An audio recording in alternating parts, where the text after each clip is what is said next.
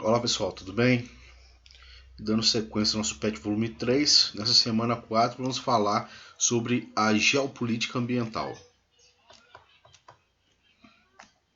Bem, para a gente entender um pouco ali assim da geopolítica ambiental, é importante que a gente fale das atividades, né, que impulsionaram, né, alguns danos, né, e exploração em massa dos recursos do meio ambiente, né, e que acabaram influenciando na geopolítica. Né? A primeira, nós podemos falar da Revolução Industrial. No século XVIII, marcado pela Revolução Industrial, trouxe a máquina movida a vapor para o centro das questões, né? Onde ocorreu a criação. A indústria ganhava pujança, né? Ou força nesse período, né? E o capitalismo passa a ser chamado de capitalismo industrial.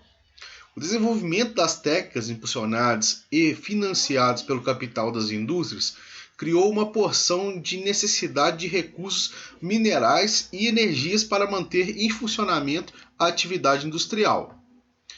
A questão ambiental gerou um discurso a partir da década de 70. Doravante, né, ou de agora em diante, foram ocorrendo várias conferências, né, encontros, congressos para discutir o futuro do planeta. Mas esses movimentos sempre se esbarraram em barreiras impostas por nações desenvolvidas, que não admitiam diminuir o seu crescimento econômico e assim não assinam acordos de compromisso de redução dos impactos ambientais provocados pelo modelo questionável de desenvolvimento. No entanto, a maximização dos problemas ambientais é notória. E nesse âmbito, os acordos internacionais são de extrema importância na busca por soluções eficazes.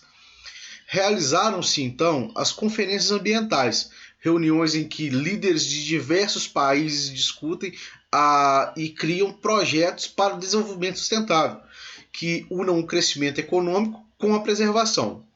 As conferências ambientais resultam de protocolos internacionais, ou seja, acordos que organizam a utilização dos recursos do planeta. A primeira conferência ambiental. A primeira conferência ambiental do mundo foi a Conferência de Estocolmo, organizada pela Organização das Nações Unidas, mais conhecida como ONU. No ano de 1972, ocorreu na Suécia e teve a presença de autoridades do Brasil. Nos anos seguintes, importantes conferências ambientais deram origem a vários acordos internacionais visando a preservação do meio ambiente.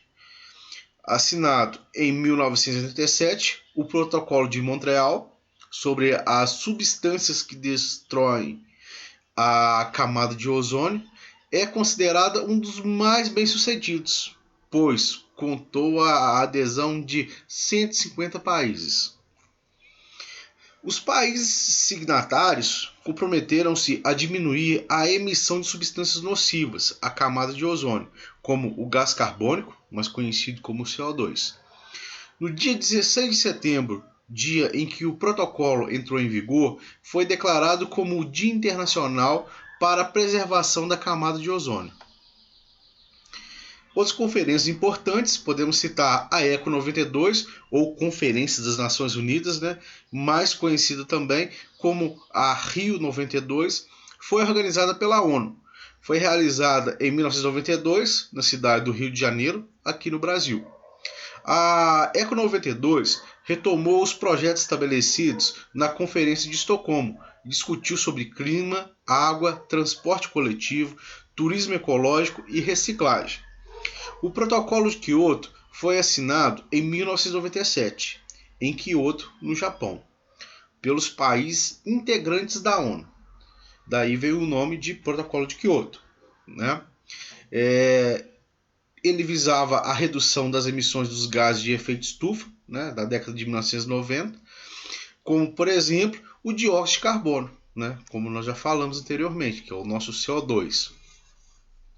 No acordo, estabeleceu-se uma meta de redução de 5,2% dessas emissões para as décadas seguintes, principalmente pelos países desenvolvidos. Temos também outra conferência importante, né, a Rio+10, né, conhecida como com a Cúpula Mundial sobre Desenvolvimento Sustentável, né, que ocorreu na África do Sul, né, na cidade de Joanesburgo, em 2002. Os 189 países que participaram dessa conferência reafirmaram a questão do desenvolvimento sustentável e conservação dos recursos naturais renováveis. A Rio+20 também ficou conhecida como a Conferência das Nações Unidas sobre o Desenvolvimento Sustentável. Esta, assim como a Eco 92, foi realizada no Brasil, na cidade do Rio de Janeiro, e ocorreu em 2012. O Acordo de Paris, sucessor ao Protocolo de Quioto, né? Temos o Acordo de Paris, teve como objetivo reduzir as emissões dos gases de efeito estufa na camada de ozônio, com o adendo de manter o aumento da temperatura do planeta abaixo de 2 graus nos próximos anos. Ele foi aprovado por 195 países em 2015. As conferências surgiram como uma oportunidade de promover o diálogo sobre como retomar a trilha da responsabilidade climática, da participação da sociedade, da consolidação dos pactos internos, de fortalecimento e de ampliação da agenda climática. A Convenção Quadro das Nações Unidas sobre Mudanças Climáticas, né, é uma sigla em inglês, né, UNFCCC, né, tem como objetivo de estabilizar a concentração de gases de efeito estufa na atmosfera em um nível que impeça a interferência humana perigosa no sistema climático. Esse nível deverá ser alcançado em um prazo suficiente que permita aos ecossistemas adaptarem-se naturalmente a mudanças do clima, assegurando que a produção de alimentos não seja ameaçada e permitindo ao desenvolvimento econômico prosseguir de maneira sustentável. Temos também, né, o nosso chamado de IPCC, né, que é o Painel Intergovernamental sobre Mudanças Climáticas, né, no âmbito da UNFCCC. O Painel Intergovernamental sobre Mudanças Climáticas, o IPCC, que reúne cientistas independentes de todo o mundo, incluindo pesquisadores brasileiros, quanto às anomalias dos dados de temperatura observados, indica uma tendência de aquecimento global devido a razões antrópicas, ou seja, as ações realizadas pelo homem. Isso foi importante para a convenção, né, estabelecesse o seu principal objetivo, né, de estabilizar as concentrações de gases de efeito estufa, né, mais conhecido como o GEE, gases de efeito estufa, na atmosfera em um nível que impeça a interferência da ação humana perigosa no sistema climático global. Durante a Conferência das Nações Unidas para o Meio Ambiente e o Desenvolvimento, realizada no Rio de Janeiro em 1992, a Rio 92, representantes de 179 países consolidaram uma agenda global para minimizar os problemas ambientais mundiais.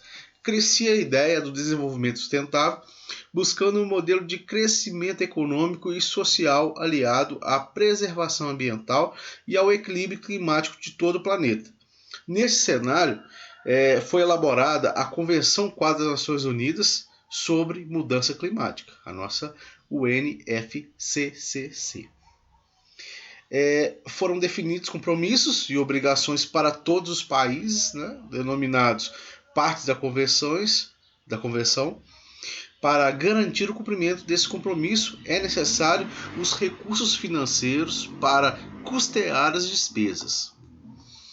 Uma interpretação crítica da atual conjuntura do sistema interestatal capitalista favorece o entendimento de que o contexto no qual aparece a questão ambiental não obedece exclusivamente a uma constatação de base ecológica, mas sim imbuídos de caráter político e econômico.